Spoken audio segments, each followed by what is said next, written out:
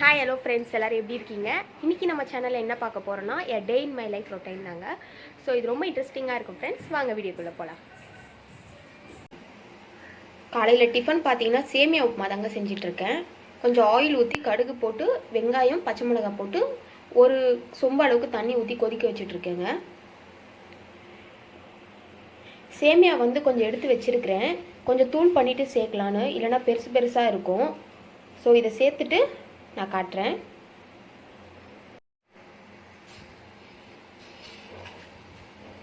சரி, கொதிக்கும் போதே கருவேப்பிலை சேர்க்க மறந்துட்டேன். ஸோ நான் இப்போ நான் சேர்த்துக்கிறேன். நம்ம எடுத்து வச்சிருக்க சேமியாவை இதில் சேர்க்க போகிறோங்க.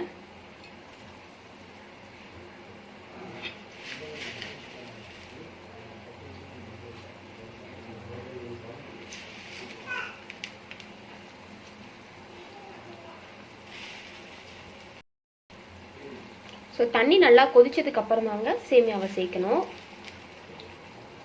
நான் ஒரு 3 நிமிஷமாவது தண்ணியை கொதிக்க வச்சேன்.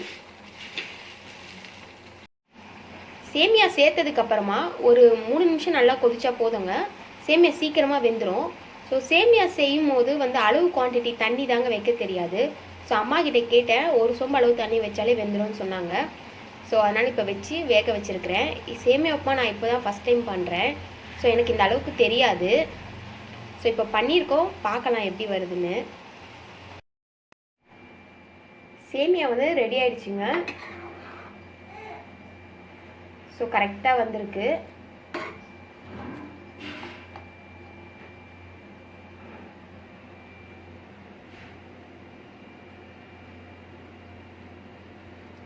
ஹஸ்பண்டுக்கு கொடுத்துட்டு பாப்பாக்கும் லைட்டாக கொஞ்சமாக ஊட்டி விடுவேன். கொஞ்சமாக டேஸ்ட்டுக்காக சாப்பிடுவான்.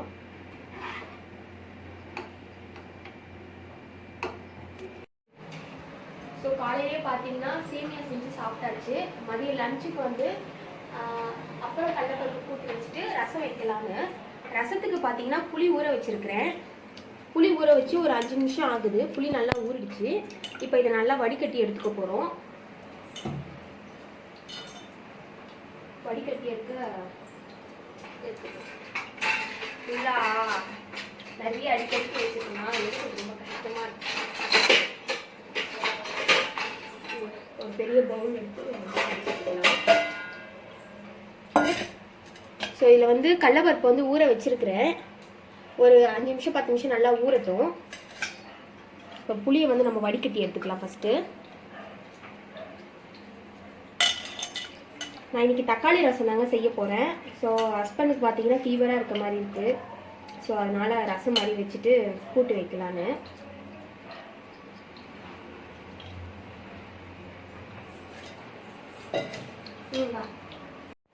இப்போ புளியை நம்ம நல்லா வடிகட்டிக்கலாம்.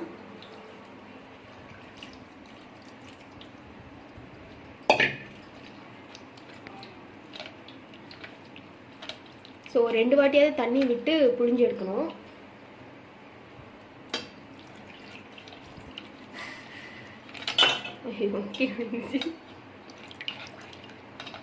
டைட்டாக பிடிச்சிக்கணும்.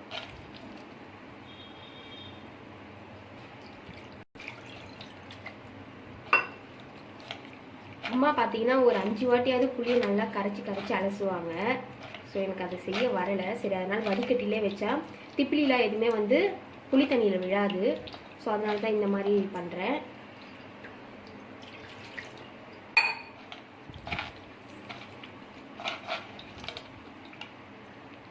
ஸோ கருப்பு புளின்றதால ரொம்ப கருப்பாக தெரியுது. ஸோ அதனால் நம்ம இன்னும் நல்லா தண்ணி விட்டு கூட அலசிக்கலாம். ஸோ நல்லா கரைச்சாச்சு. இப்போது மீதி இருக்க புளி பார்த்தீங்கன்னா நம்ம வேஸ்ட் பண்ண வேணாம். பூஜை சாமான் தேய்க்கிறதுக்கு யூஸ் பண்ணிக்கலாம். ஸோ அதனால் எடுத்து வச்சுப்பேன். தனியாக ஒரு உப்பு இருக்குது பார்த்தீங்களா, அதில் போட்டு வச்சுக்கிட்டா ஒரு 5 நாளைக்கு அப்படியே இருக்கும். நம்ம எடுத்து பூஜை சாமான் தேய்க்க யூஸ் பண்ணிக்கலாம். ஸோ இப்போ நம்ம அந்த உப்பில் போட்டுக்கலாம். உப்பில் போடும்போது கல் உப்பில் போட்டுக்கோங்க. போட்டுட்டு மூடி வச்சுருங்க.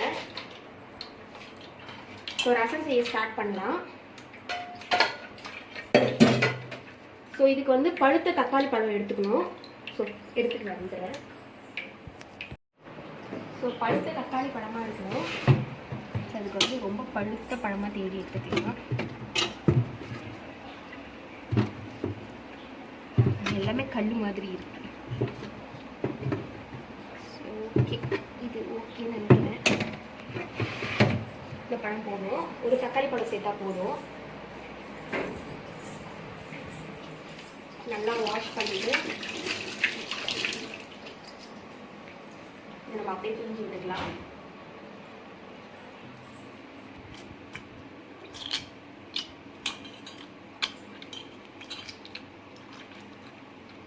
நம்ம தக்காளியை வந்து அரைச்சி சேர்க்கறதுக்கு பதிலாக இந்த மாதிரி பிழிஞ்சு விட்டால் டேஸ்ட்டு சூப்பராக இருக்குங்க. ட்ரை பண்ணுங்க ஒரு வாட்டி.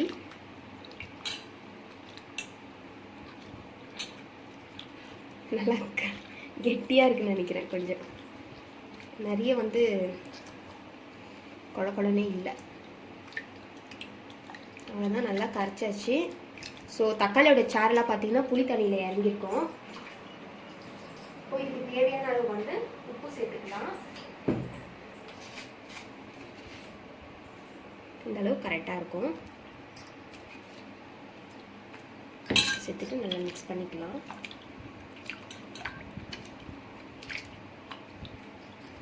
ஸோ இதுக்கு தேவையான மசாலா இப்போ சேர்க்க போகிறோம். ஓகே, மிக்ஸி ஜார் எடுத்துக்கலாம்.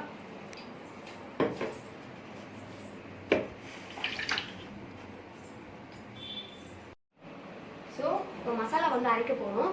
அதுக்கு வந்து பெப்பர் எடுத்திருக்கேன். மிளகு வந்து இந்த அளவுக்கு இருந்தால் போதும். இப்போ நம்ம இதை மிக்ஸி ஜாரில் சேர்த்துக்கலாம். மிளகு சேர்த்ததுக்கு அப்புறமா ஸோ மசாலா பெட்டியில் ஃபுல்லாக வந்து நான் போட்டு வச்சுருக்கிறேன். இப்போ தான் வாங்கியிருந்தேன். ஸோ இதில் வந்து இது பேர் என்ன, லவங்கம்மா, சரி சொல்லுவாங்க, மறந்துட்டு, கிராம்புன்னு நினைக்கிறேன். இது வந்து ஃபுல்லாக சோம்பு, வெந்தயம் வந்து பாக்ஸ் பத்தலன்னு சொல்லிட்டு இதில் போட்டு வச்சுருக்கேன். இதில் வந்து பெப்பர் பொடி அரைச்சிட்டேன். ஹஸ்பண்டுக்கு ஆம்லேட் போட சொன்னார். ஸோ அந்த டைம் வந்து மிளகு இருந்தது, அரைச்சி வச்சுட்டேன். கடுகு, சீரகம், இப்போ நமக்கு இதுதான் தேவை. ஸோ இப்போ நம்ம இதை எடுத்துக்கலாம். ஸோ சீரகம் வந்து பார்த்தீங்கன்னா இந்த அளவுக்கு இருந்தால் போதும். அவ்வளோதான். அடுத்ததாக பூண்டு தேவைப்படுதுங்க. ஸோ இந்த ஃபுல்லாக நான் வந்து கிச்சன் டூர் போடும்போது நான் உங்களுக்கு காட்டுறேன் எல்லாமே. ஸோ பூண்டு வந்து ஒரு பல்லு பூண்டு அளவுக்கு உரிச்சு எடுக்கலாம். இது ரொம்ப கல் மாதிரி இருக்குது இந்த பூண்டு உரிக்க. தட்டி தான் சேர்க்கணும் போல இருக்கு, உரிக்க முடியலையே.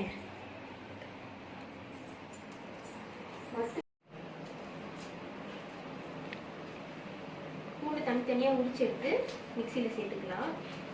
நான் ஒரு பல்லளவு பூண்டு வந்து சேர்த்துருக்கேன். கொஞ்சம் உடைக்க தான் கொஞ்சம் கஷ்டமாக இருக்குது. நம்ம சின்ன இருந்தாலும் உடைக்க கஷ்டமாக இருக்குது. ஸோ ஓகே, இப்போ நம்ம பூண்டு சேர்த்துக்கலாம். பூண்டு இந்த அளவுக்கு சேர்த்துட்டோம். இப்போ நம்ம இதை அரைச்சி எடுக்க போகிறோம்.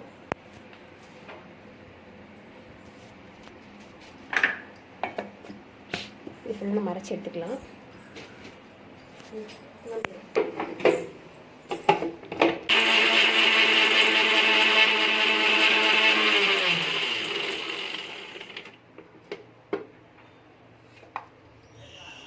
ஸோ இந்த அளவுக்கு அரைச்சா போதும்னு நினைக்கிறேன். ஸோ இப்போ நம்ம அது கூட சேர்த்துக்கலாம்.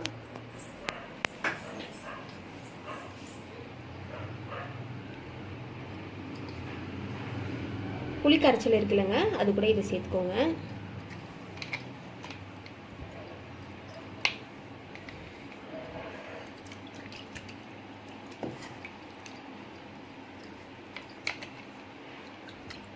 ஸோ நான் இப்போ போட்ட குவான்டிட்டிலாம் அந்த மாதிரி போட்டிங்கன்னா கரெக்டாக இருக்கும். ஸோ மிளகும் நான் அந்தளவுக்கு அதிகமாக சேர்க்கல, சீரகமும் அந்தளவுக்கு அதிகமாக சேர்க்கல, கரெக்டாக சேர்த்துருக்கேன். இந்த இந்த இந்த அளவுக்கு ரசம் வைக்கிறதுக்கு இந்த அளவு வந்து சேர்த்தா போதும். இப்போ மிக்சியில் லைட்டாக இது கழுவி சேர்த்துக்கலாம்.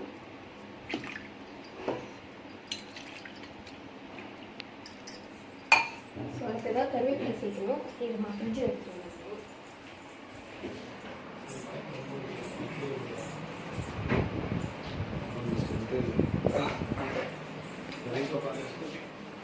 கருவேப்பிலை சேர்க்கும் போது வாஷ் பண்ணிக்கலாம். கம்மியிருப்பா. ஸோ கருவேப்பிலை சேர்த்துக்கலாம். ஸோ ஒரு வாட்டி நீங்கள் டேஸ்ட் பண்ணி பார்த்துருங்க, உப்பு எல்லாம் கரெக்டாக இருக்கான்னு, காரம் உப்பு எல்லாமே கரெக்டாக இருக்கான்னு. ஸோ இப்போ வந்து புளி வந்து கரைச்சி எடுத்தாச்சு.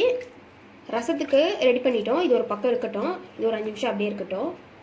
இப்போ வந்து கடலைப்பருப்பு ஊற வச்சுருந்தோம் இல்லையா, இதில் வந்து கொஞ்சமாக ஒரு வெங்காயம் வந்து கட் பண்ணி வச்சுருக்கிறேன். இப்போ இதை சேர்த்துக்கலாம்.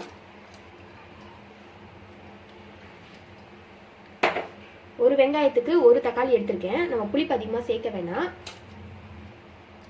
ஒரு தக்காளி சேர்த்துட்டோம்.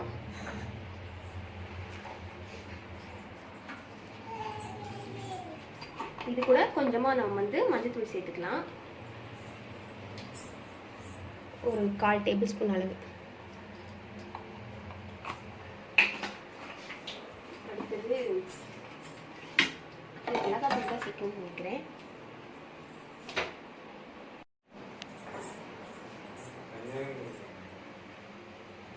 இதுக்கு வந்து 1 டேபிள் ஸ்பூன் வந்து மிளகாத்தூள் சேர்த்துக்கலாம்.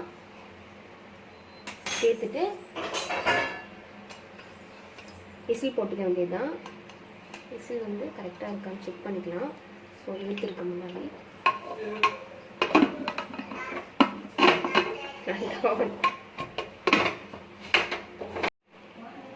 குக்கரோட மூடி போட்டுட்டு ஒரு வாட்டி இதை வந்து வாஷ் பண்ணிவிட்டு விசில் போடுங்க. ஸோ இது ஒரு 3 விசில் வந்தால் போதும். ஒரு ரசத்தை தாளிச்சிடலாம். ஸோ இந்த சைடு எடுத்து மாற்றி வச்சுக்க வேண்டியது தான். இந்த சைடு வந்து கடாய் வச்சுக்க போகிறோம்.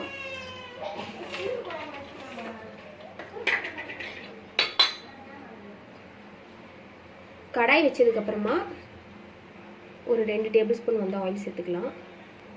ரசம் தாளிக்கிற அளவுக்கு கொஞ்சமாக ஆயில் சேர்த்துக்கோங்க.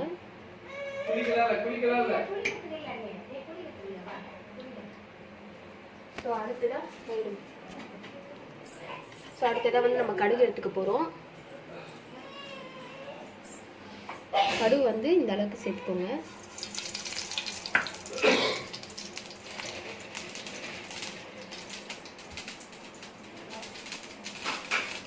சிறுவடிச்சுக்கோங்க, ரொம்ப ஹை ஸ்பீடில் வச்சுக்கோங்க. ஸோ தேவையான அளவு காஞ்சி மிளகாய் சேர்த்துக்கலாம்.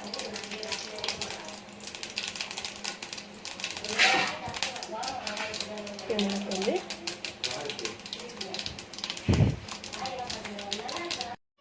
இப்போ இதில்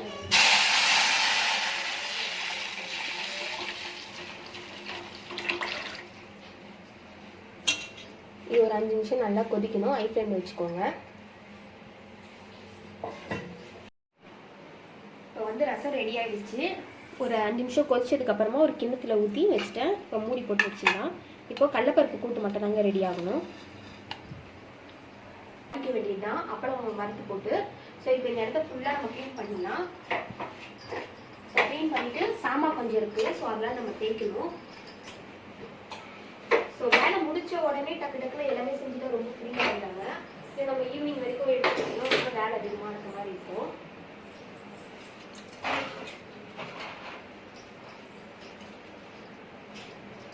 ஒரு 10 மினிட்ஸ் 15 மினிட்ஸ் தாங்க சமையல் வேலைலாம் டக்கு டக்குன்னு முடிச்சிருவேன்.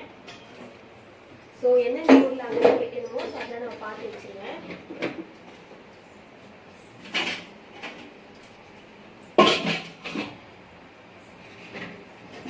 பாப்பாவுக்கு வந்து தண்ணி வந்து சுடு தண்ணி தான் இப்போ கொடுத்துட்ருக்கேன். இப்போ கொரோனா ப்ராப்ளம்னால எல்லாருமே சுடு தண்ணி தான் குடிக்கிறோம்.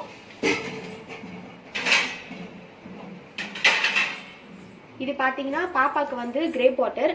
ஸோ கிரேப் வாட்டர் வாங்கினீங்கன்னா கண்டிப்பாக பாப்பாவுக்கு தண்ணி பக்கத்தில் வைக்கணும். ஸோ அது அப்போ தான் அந்த கலர் சேஞ்ச் ஆகாது.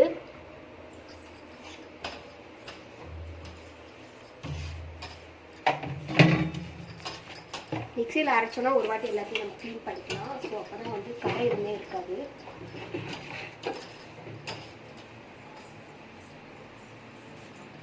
ஸோ இந்த இடத்துல பார்த்தீங்கன்னா மக்கள் கட் பண்ணி வச்சது. ஸோ அந்த பேக்கெட்ஸ்லாம் இதில் வச்சுப்பேன். இதில் பாக்ஸில் ஃபுல்லாக பார்த்தீங்கன்னா பிளாஸ்டிக் பாக்ஸ் அவாய்ட் பண்ணணும். ஸோ இப்போது மோஸ்ட்லி கிளாஸ் தான் இப்போ யூஸ் பண்ணிகிட்டு இருக்கேன். ஸோ கொஞ்சம் கடைலாம் ஓப்பன் ஆச்சுன்னா போயிட்டு கிளாஸ்லாம் வாங்கலான்னு. ஸோ இதில் சீரகருக்கு இதையும் திக்கிட்ட வச்சிடலாம். இடம் பத்தலைன்னு நினைக்கிறேன். வரமா வரமா. ஸோ இது சோம்பு வந்து இடம் பத்தலை, ஸோ அதனால் மேலேயே வச்சுருந்தேன். சீரகம் இது அம்மா வீட்டுக்கு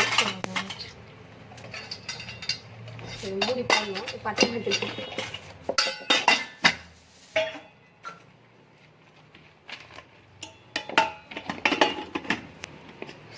பண்ணிட்டோம்.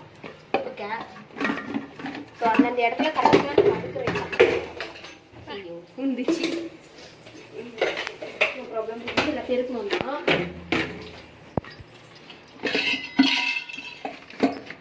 கரெக்டாக பாக்ஸ் வந்து அதுக்கேற்ற மாதிரி அடுக்கி வச்சுக்கணும்.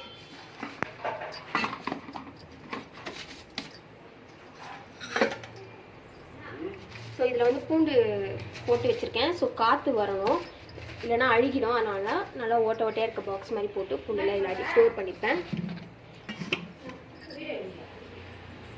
ஸோ அடுத்ததான் சர்க்கரை வச்சுருவேன். ஸோ ஃபுல்லாக க்ளீன் பண்ணிவிட்டு சாமான் மட்டும் தேய்க்கிறதா இப்போ வேலை. சாமான்லாம் அப்பப்போ சாமான் வரும்போது நான் கழுவி வச்சுருவேன். ஸோ காலையில் சாப்பாடுலாம் காலையிலே கழுவி வச்சுருவேன். ஸோ மதியம் சாமான் அதிகமாக சேர்ந்துச்சுன்னா கழுவுறதுக்கு ரொம்ப சோம்பேறித்தனமாக இருக்கும். இப்போ மதியம் என்ன சாமான் இருக்கோ அதை மட்டும் தேய்ச்சி எடுத்துருவேன். ஏன்னா அப்போ தான் சாமான் நிறைய சேர்ந்துச்சுன்னா ஃபுல்லாக இருக்கிற மாதிரி தெரியும்.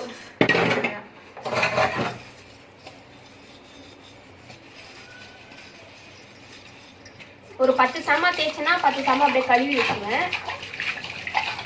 ஏன்னா சோப்பு கரை வந்து அப்படியே ஒட்டிக்கும். ஸோ அதனால்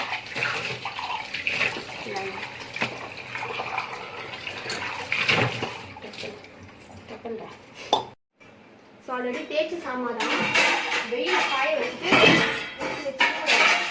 நெக்ஸ்ட் சாமான் தேய்க்க ஆரம்பிச்சேன்.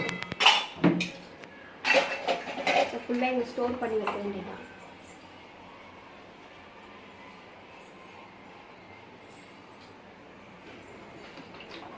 இப்போ இது நல்லா வாஷ் பண்ணிக்கலாம் ஒரு வாட்டி.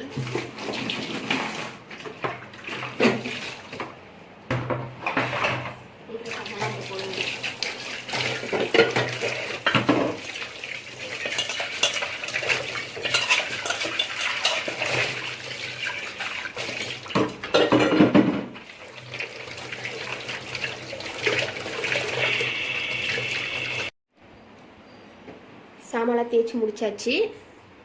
ஸோ ஒரு வாட்டி ஹேண்ட் வாஷ் பண்ணிக்கலாம். ஸோ எப்போவுமே நீங்கள் எந்த ஒரு வேலை முடித்தாலும் ஹேண்ட் வாஷ் பண்ணிக்கோங்க. ஸோ இந்த டைமில் கொரோனா ப்ராப்ளம்க்கு ஹேண்ட் வாஷ் பண்ணிகிட்டே இருக்கணும். ஒரு நாளைக்கு ஒரு 5 டைம்ஸாக ஹேண்ட் வாஷ் பண்ணியே ஆகணும்.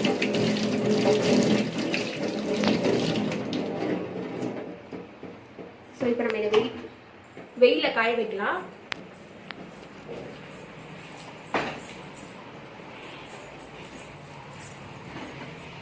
நல்லா வெயிலில் காய வைப்பேன். ஸோ அப்போ தான் வந்து தண்ணியில் நல்லா இழுக்கும்.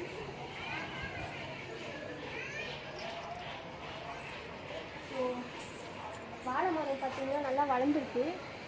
இது வந்து செவ்வாழைன்னு சொல்லுவாங்க. இது கொலை விட்டதுக்கு அப்புறமா தான் தெரிஞ்சு செவ்வாழைன்னு. நாங்கள் சாதாரண ஒரு வாழைப்பழம் தான் நினைச்சோம்.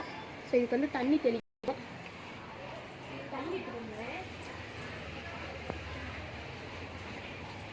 நல்லா தெரியுதா இருக்குது வாழைப்பழம் தெரியுதா? ஏன் இப்போ தான் வளர்ந்துருக்கு. இன்னும் ஒரு மாதம் ஆகும் எடுக்கிறதுக்கு பழமாக.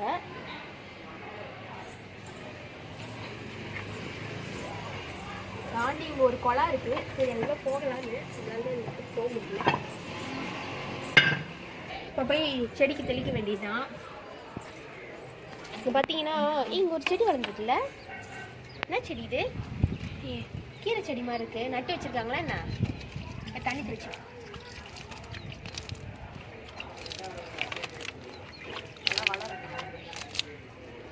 மேலே அந்த கட்டை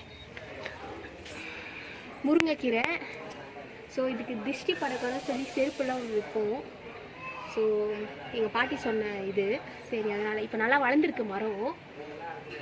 ஸோ கீரை முருங்கைக்காயெல்லாம் வந்துன்னா நாங்கள் பறித்து வீட்டிலே செய்வோம். இப்போது தண்ணி தெளிச்சிக்கலாம்.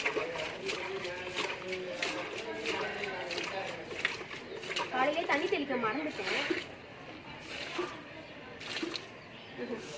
நான் கொஞ்சம் தண்ணி குடிச்சிட்டு வந்துடுறேன். அப்படியே காட்டுறேன்.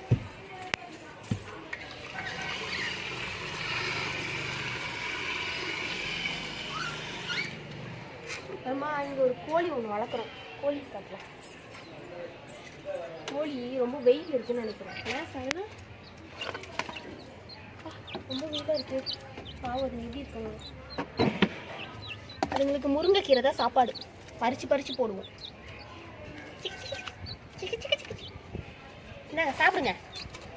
தண்ணி இல்லை போல இருக்கு. கோழிக்கு தண்ணி இருக்கு. அப்பா ஊதி இருக்கு தண்ணி இருக்கு. இந்தா சாப்பிடுங்க. கொத்தி கொத்தி சாப்பிடுங்க. ரொம்ப ஹைட்டாக வளர்ந்துருச்சு. ரொம்ப சின்னதாக எடுத்துகிட்டு வந்தோம். அதனால தரக்க கூட பயமாக இருக்குது. கொடுத்துடுங்க வந்து சாப்பிடுங்க. இப்போ வெயில் ஓவராக இருக்கிறதால இந்த மாதிரி போட்டு வச்சுக்கலாம். அப்போ தான் கொஞ்சம் வெயில் நல்லா வளர்ந்துருக்கு. ஸோ இது பழமானதுக்கப்புறமா நான் இந்த வீடியோ எடுத்து உங்களுக்கு கண்டிப்பாக காட்டுறேன். ஸோ விசில் அடங்கிடுச்சு. நம்ம இதை ஓப்பன் பண்ணி பார்க்கலாம். ஓகே,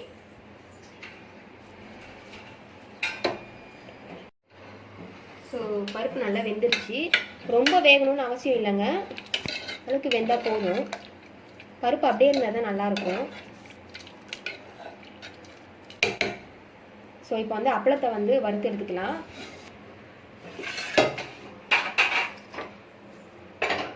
ஸ்டவ் ஆன் பண்ணுறது ஒன்று தான் எங்கே வைக்கிறேனே தெரியுமா. ஸோ ஓகே, அப்புறம் வறுத்துக்க ஸ்டவ் ஆன் பண்ணிக்கலாம்.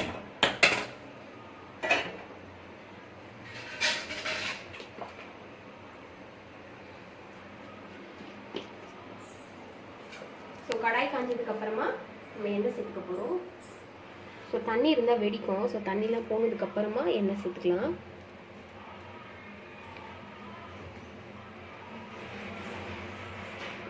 போதும்.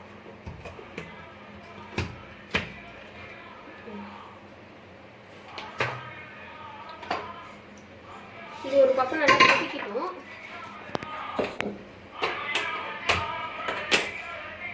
ஸோ அப்பளம்லாம் சேர்த்தோம்னா நமக்கு இன்னும் கெட்டியாயிடும்.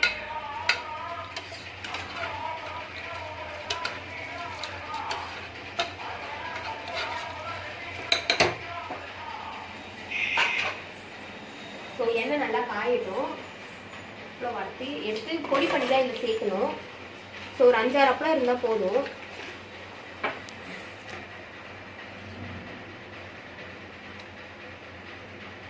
ஸோ அப்பளம் செய்கிறத கூட ஒரு நாள் வீடியோ இருக்குது. கரெக்டாக எண்ணெய் கொதிக்குது நல்லா. இன்னும் காயில இல்லை.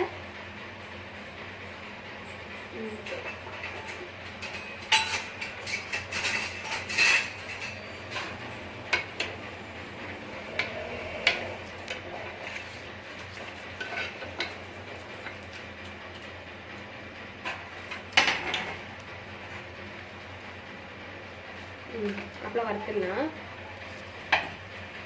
ஒரு பிளேட் வச்சுக்கிறேன்.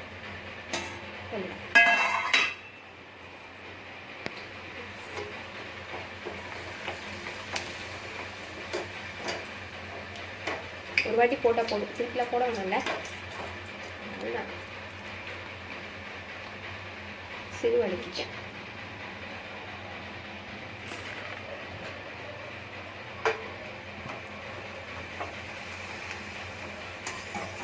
அழுத்தி விட்டால் பெரிய அப்பளமாக வருது இல்லை.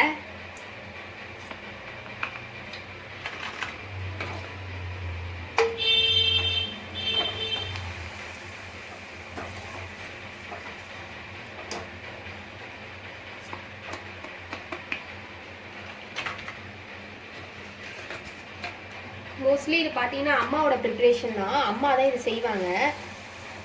ஸோ செய்யும் போது எனக்கு ரொம்ப பிடிச்சிது. சரி, அதனால தான் நான் இது எப்படி செய்யறதுன்னு கற்றுக்கிட்டு அம்மாகிட்டேருந்து கற்றுக்கிட்டேன். அம்மா எப்போவுமே வந்து இந்த ரெசிபி தான் செய்வாங்க. கீழே வந்துச்சு.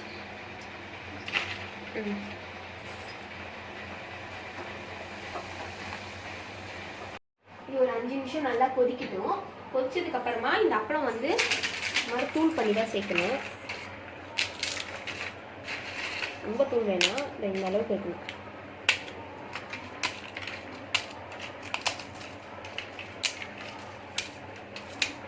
இந்த அவனுக்கு வேணுமா சாப்பிடும். ஸோ அப்பளம் என்ன தான் அப்பளம் வறுத்தாலும் நம்ம சாப்பிடாம அது எதுலையுமே போட முடியாது. என்ன கரெக்ட் தானே?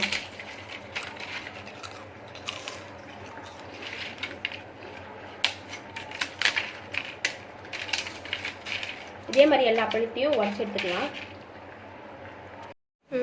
பூண்டு வந்து தாளிக்கிறதுக்காக தட்டி எடுத்துக்கலாம்.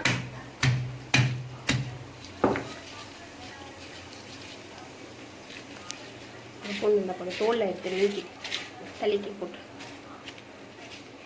ஸோ இந்த பூண்டு இருந்தால் போதும். இந்த கூட்டுக்கு பூண்டு வந்து தட்டி தாய்ச்சா தானே நல்லாயிருக்கும். எல்லாம் ஓடி போய் விழுது.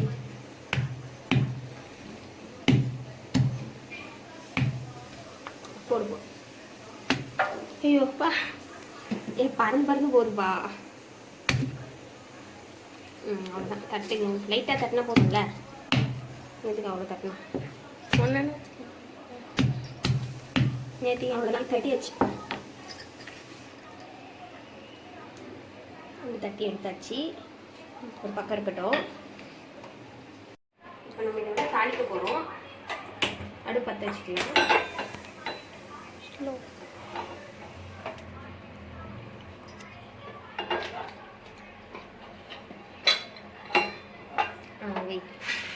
வந்து எண்ணெய் சேர்த்துக்கலாம்.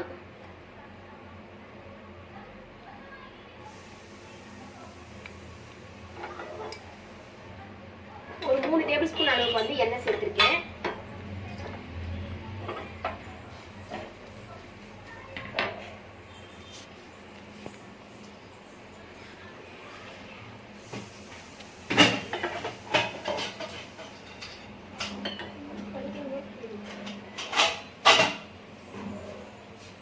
எண்ணெய் நல்லா காஞ்சதும் கடுகு சேர்த்துக்க வேண்டியதான்.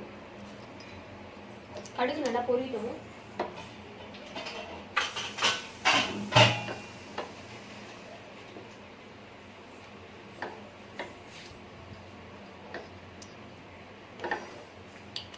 கீழே வச்சுட்டு பொடி. கடுகு நல்லா வெடிக்குது. இந்த டைம்ல எடுத்து வச்சுட்டு பூண்டு சேர்த்துக்க வேண்டியதான்.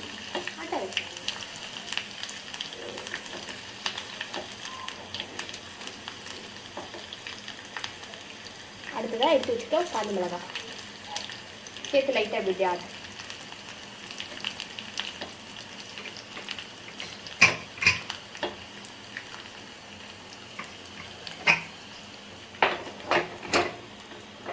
அவ்வளோதான், ஆஃப் பண்ணி வச்சுட்டோம்.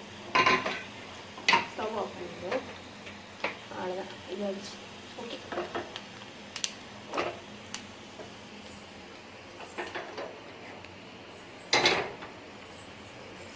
ஸோ இப்போ வந்து இதை கூட சேர்த்துக்கலாம். சேர்த்துட்டு இதை நல்லா மிக்ஸ் பண்ணிக்கணும்.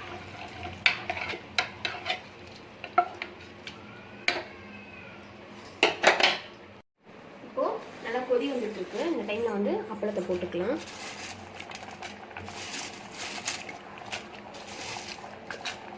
அப்பளம் சேர்த்திங்கனாலே கொஞ்சம் கெட்டியாகிடும். அதனால கொஞ்சம் தண்ணி ஊற்றி கொதிக்க வச்சேன்.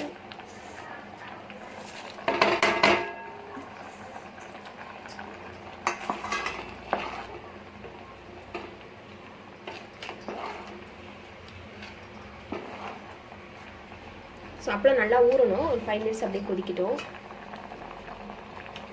இப்போ கொதிக்கும் போதே நம்ம கருவேப்பிலை சேர்த்துக்கலாம்.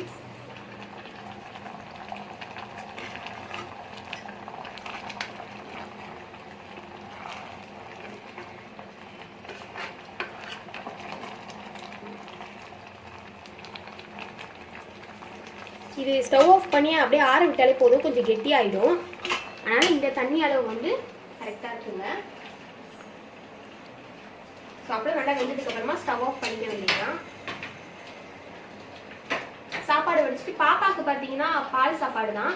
கொஞ்சமாக இப்போ பாப்பாவுக்கு கொஞ்சம் உடம்பு சரியில்லை. ஸோ அதனால் கொஞ்சம் பால் சாப்பாடு ரெடி பண்ணிட்டு ஊட்டி விட்டுருவேன். அவ்வளோதான், லஞ்ச் வந்து முடிஞ்சிடும்.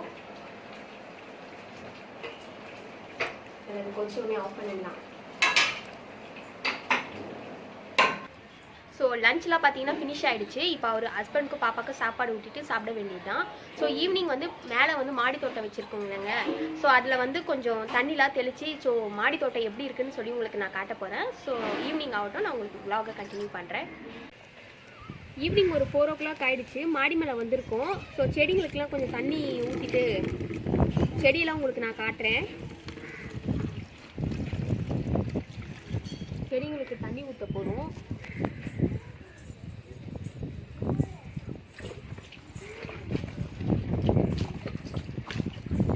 ஒரு 4 o'clock வந்து நான் தண்ணிலாம் தெளிச்சிருவேன். ஸோ ஒரு 5 o'clock ஆச்சுன்னா பார்த்தீங்கன்னா எல்லா செடியும் கொஞ்சம் வாடின மாதிரி இருக்கும். ஸோ அதனால் 4 மணிக்கே வந்து தெளிச்சா தான் செடி கொஞ்சம் ஃப்ரெஷ்ஷாக இருக்க மாதிரி இருக்கும். 5 மணிக்கெலாம். ஸோ தக்காளி செடி பார்த்தீங்கன்னா பூ விட்டுருக்கு. இப்போ கொஞ்சம் ஐட்டம் வளர்ந்துருக்கு. இன்னும் ஒரு 3 வாரத்தில் எப்படினாலும் தக்காளி பழம் வந்துடும். இதுக்கு ஸோ இது பார்த்தீங்கன்னா வெண்டைக்காய் பார்த்தீங்கன்னா இப்போ ஒரு மொட்டு வந்திருக்கு பாருங்கள். ஆல்ரெடி ஒரு 10-15 வெண்டைக்காய் நாங்கள் வந்து எடுத்துட்டோம் குக்கிங் செய்யறதுக்காக. இது வந்து அரைக்கீரை பார்த்தீங்கன்னா ஆல்ரெடி நாங்கள் எல்லாத்தையும் எடுத்துட்டோம். இப்போ முளைச்சி வந்திருக்கு. ஸோ நம்ம எடுக்க துளிராக வந்துகிட்டே இருக்கும். புதினா செடிங்க. இது புதினா செடி பார்த்தீங்கன்னா கடையில் வாங்கிட்டு வந்த புதினா செடி தான். அதோட இலையை எடுத்துட்டு நம்ம காம்பு மாதிரி நட்டு வச்சுருந்தோம். ஸோ இப்போ வந்து புதினா நல்லா வளர்ந்துருக்கு பச்சை பசேன்னு. ஸோ இன்னும் கொஞ்ச நாள் ஆனோடு இந்த சைட்லாம் வைக்கலை. ஒரு 4-5 காம்பு தான் நட்டு வச்சோம். இது ஒரு தண்டுக்கீரை. இந்த கீரையும் உடம்புக்கு ரொம்பவே ஹெல்த்தி தாங்க. ஸோ வாரத்துக்கு ஒரு 2 வாட்டியாவது கீரை வந்து நம்ம எடுத்துக்கணும். ஸோ தண்டு வச்சுருக்கு. தண்டு கூட நம்ம கட் பண்ணி சாப்பிட்லாம், நல்லாயிருக்கும் சமைச்சு. ஸோ அதுக்கப்புறமா ரோஸ் செடிக்காக தாங்க இந்த வலையை போட்டிருந்தேன். ஸோ எல்லா செடியும் வந்து ஓரளவுக்கு தாங்கிடும். ரோஸ் செடி மட்டும் வெயிலில் ரொம்ப தாங்காது. ஸோ அதனால் இந்த சைடு வெயில் அதிகமாக வர்றதால இந்த மாதிரி வலை ஒன்று போட்டிருக்கோம். ஸோ ரோஸ் செடியில் பார்த்தீங்கன்னா ஒரு பூ பூத்துருக்கு பாருங்கள். பூ நல்லா பூத்துருக்கு. ஸோ அது கீழேயும் பார்த்தீங்கன்னா பூ நல்லா வந்திருக்கு. முதல் பூவே பார்த்தீங்கன்னா கோவிலுக்கு கொடுத்துட்டோம். ஸோ அப்போ தான் நிறைய பூ பூக்கும்னு சொல்லிட்டு. ஸோ அதுக்கப்புறமா கத்திரிக்காய் செடியில் பார்த்தீங்கன்னா ஆல்ரெடி கத்திரிக்காயில் நல்லா வளர்ந்துருச்சு, எடுத்துட்டோம். இப்போ திருப்பியும் வந்து கத்திரிக்காய் பூக்கும். இங்கே ஒரு கத்திரிக்காய், பழுத்த கத்திரிக்காய் காட்டுறேன் பாருங்கள். இங்கே காட்டுறேன். இந்த பாரு, ஆல்ரெடி பார்க்காம விட்டுட்டோம், அதனால் வந்து பழுத்துருச்சு. ஸோ பார்த்தீங்கன்னா துளசி செடி வச்சுருந்தோம். துளசி செடி நல்லா வளர்ந்துருக்கு. ஸோ எதனால் இந்த டைம் ஜுரம் ஃபீவர் எதாவது வந்தால் கூட நம்ம கஷாயம் வச்சு குடிக்கலாம். ஸோ அதுக்கு தான் இப்போது வெத்தலை செடி பார்த்தீங்கன்னா நல்லாயிருக்கு, கொடியாக வளரும். ஸோ கொடி கட்டி வச்சிங்கன்னா மேலே வரைக்கும் படர்ந்து வளருங்க. இப்போ கஷாயம் போட போகிறேன். ஸோ அதுக்கும் இந்த இலையை எடுக்கணும். ஸோ இந்த டைமில் ஃபீவர் கோல்டுலாம் வரும். அந்த டைம் நம்ம யூஸ் பண்ணுறதுக்காக வெத்தலை கூட வளர்த்து வச்சுருக்குறோம்.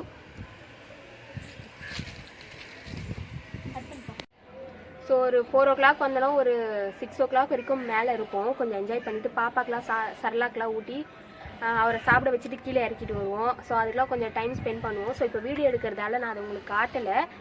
ஸோ ஒரு 5 o'clock மேலே தான் பாப்பா கூட்டிகிட்டு வந்து சாப்பாடெலாம் கொஞ்சம் கொடுக்கணும். அவர் தூங்கிட்டு இருக்காரு. ஸோ அவ்வளோதாங்க. நைட்டு பார்த்தீங்கன்னா சப்பாத்தி டால் ஆல்ரெடி நான் வீடியோ உங்களுக்கு போட்டிருந்தேன். ஸோ பார்க்கலன்னா வீடியோ டிஸ்கிரிப்ஷனில் கொடுக்குறேன், பாருங்கள். மறக்காமல் நம்ம சேனலை வந்து சப்ஸ்கிரைப் பண்ணுங்கள், லைக் பண்ணுங்கள், கமெண்ட் பண்ணுங்கள், உங்கள் ஃப்ரெண்ட்ஸ்க்கும் ஷேர் பண்ணுங்கள். தேங்க்ஸ் ஃபார் வாட்சிங்.